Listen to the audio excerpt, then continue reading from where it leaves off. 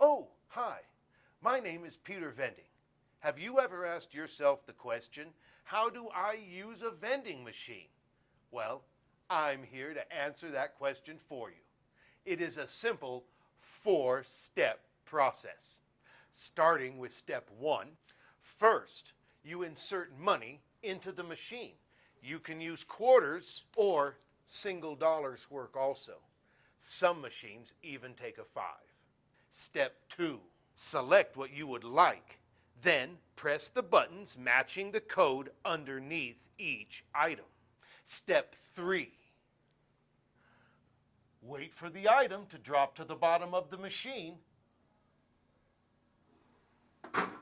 Step 4, finally, open the slot of the machine and get your item.